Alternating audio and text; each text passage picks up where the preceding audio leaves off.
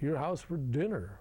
It just didn't happen now. I mean, with the working generation, which is another factor, the wife works and the husband works and the kids are there, and they say, well, we'll go out to dinner on, not just on Friday or Saturday night, but they're going out someplace.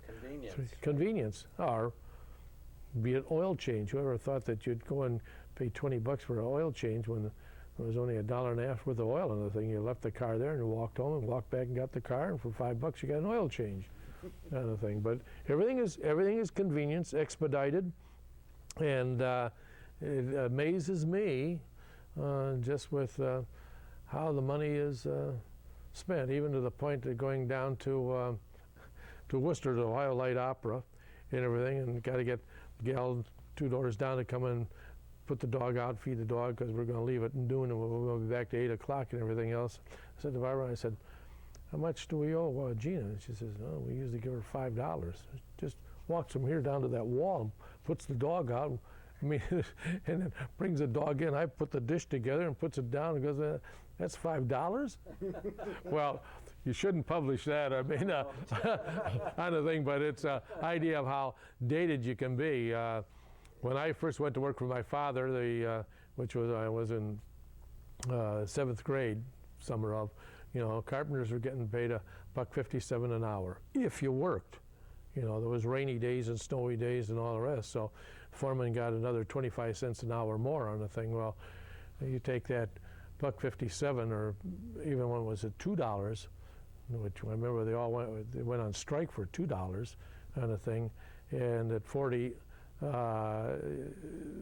hours a week, and at $2 you got $80 a week on the thing. So maybe that was a reason they didn't go out. There was other reasons besides you couldn't on a thing, but times were different. You can't go back. Again, a house in Riverview, and I can still see a nice home. My dad would say, "Now this is another generation." He'd say, "Well, French's house there, yeah, I know. There's everything else." He says, "The lumber for that whole house, and now that's oak flooring, insulation, garage doors, shingles, cabinetry and everything, was $550. Wow. For the whole, that was probably 1938, sure. $550 for all the lumber. Yes. So I'm gradually getting to that point in my own life. Just can't, or whoever thought that you'd pay more than $5,000 for a car. Right. You can't even buy a 10-year-old car for $5,000. And I can remember the ferries that were out here, and they lived down on Avalon and Park Lawn, and Ed Ferry, it was a ferry captain, Captain Screw. Yeah. Not the one that Warner belonged to. Scranton Road. No, not that one. Ed Ferry. Oh, that's on 150. Yeah, right. Everything. And they, of course, they had Ferry Screw Products. They had a lovely home and everything. Well, the father drove to work. I mean, this is the go-to-work car. That was a Chrysler New Yorker. The other car to do something else with was the Cadillac Fleetwood. That was it. But he wouldn't drive that to work. I mean, he'd take the little car. That's in New York. So,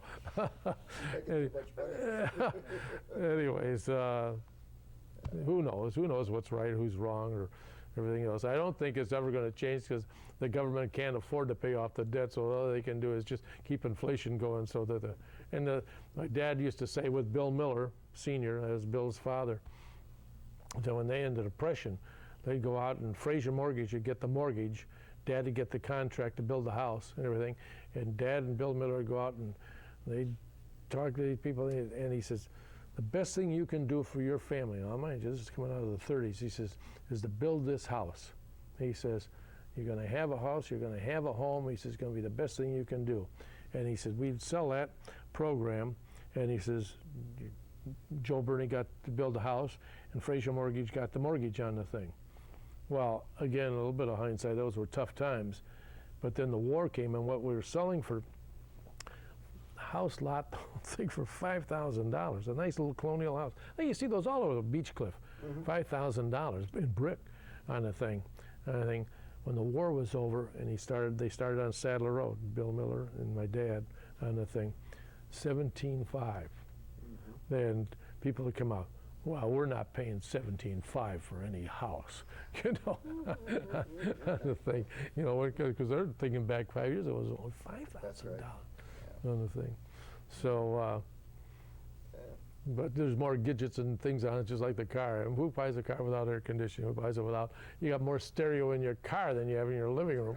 That's very true. So times change. But anyways, times change. This is a terrific place. The community is growing out to us. I just hope for all of the clubs that they're going to be able to survive in some way or form. Disappointing at Avon Oaks. I mean, says, well, that's not as good a golf. Hey, come on, people are having fun.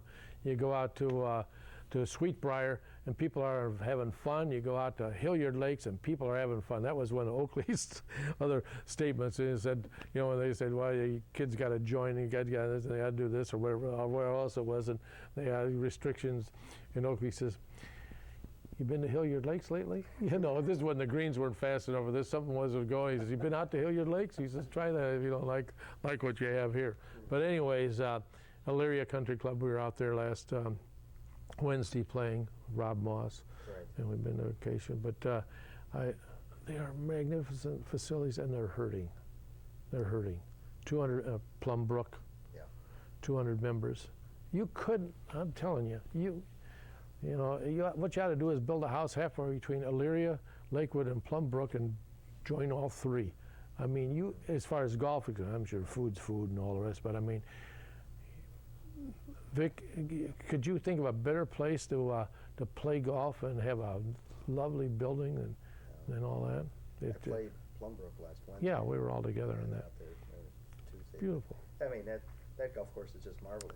Now that's 1914. That's Donald Ross, Right. same as Acacia was out here, Right. and Elyria is. Oh, We played that. Well, 2 days after on the thing, I went out there and. It's a great golf course. Oh, The and economic development around those cities has deteriorated. It's just dried up. Well, Youngstown's the same way. Yes. You can go down and you can join Elyria for just come in, sign up, and you're a member and pay the dues. That's so I don't know how that's all going to fall out. And you can go down to Eagle Creek and give them $25 and get a cart and everything else. That's tough competition, especially for the family that wants to take a vacation, you know, as opposed to saying, well, we'll have a pool here and we can do this. So I hope it all survives. It'll probably survive in my lifetime, but there'll probably be some changes, and there'll be some go by the wayside. Cleveland is not the hub that it was. It never will be, because times have changed. In fact, I was with Deb Hiller, our CEO at Liza Jennings, an attorney with Calfee, partner with Calfee Halder. And I said, well, my dad came here in 1914 because my uncle Frank Morrison said, Joe, move to Cleveland. It's a better city to work than Buffalo. And I said, you know, you go back to the turn of the century up through the First World War and then on up to the 1950s. There were shakers and rollers in this Ohio, northern Ohio, that beat the band.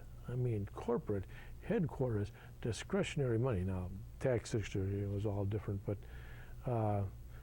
you wouldn't believe it.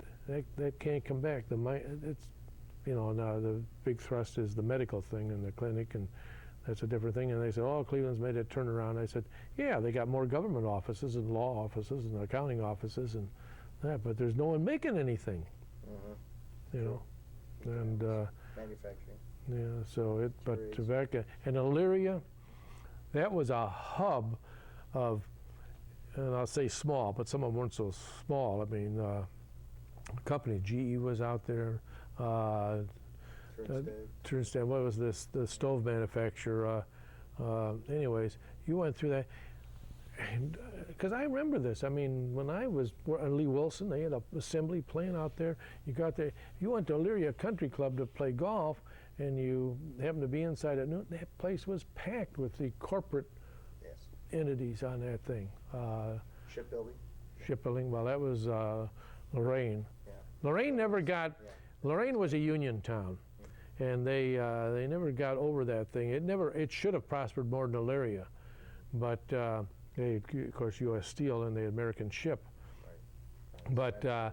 But Elyria had all these, I suppose like a high level, I don't want to say small, but I mean they're not General Motors, but I mean small, prosperous entrepreneurs there. Ridge Tool was there, kind of thing. Now they're out of St. Louis with Emerson, kind of thing. So times change. Golf clubs change. Golf balls change. People get thinner on top, fatter in the middle. That's it. Well, we've used up most of the tape. Anything do else you want me to comment do on? my soft shoe now? You sure can. I'm so glad you recovered from your How about- laryngitis, too. Yes. I mean, there's no business like show business. Well, thank you, Don. Hey, okay. I hope it all works out there, Brother We David. got it this time. I'm convinced, and you were great as usual. No, you probably think, oh, I should have said this, I should have done that, and everything. Well, we But if you touched on can- some other if you things can- this time that you we can- didn't last time. Which Well, was the next time there'll be more things to touch on. It'll be how I beat Vic on the 18th hole. That'll take about a day and a half to explain that. You do that all the time. You're good player. Well, I guess the other thing I forgot to say on the thing is, on the whole thing, is just the friends that we have. Look at the nucleus of the people we were without the Plumbrook, or see each other and you throw your arms around each other and get a hug from, it just marvel and compassionate. Now we got a funeral to go to on Saturday, but I mean, John. just people that we've reared our family. You don't raise a family, you reared our family with, and some tough times and some good times, but you're sort of all together. There's a compassionate fellowship that there are people who are going to be concerned about you, and those are the friends that we have, both here, there, church, the whole thing. And we might kid about Presbyterians, but we kind of like them, That's a good method of speaking. That's good. I got through that up in Milwaukee with the debtors. I mean, for a Scotchman, that's a tough one to say. We forgive our debtors. Come on, God. Well, on that note, I'm going to shut everything off. Okay. Yeah, Don. All right. Good.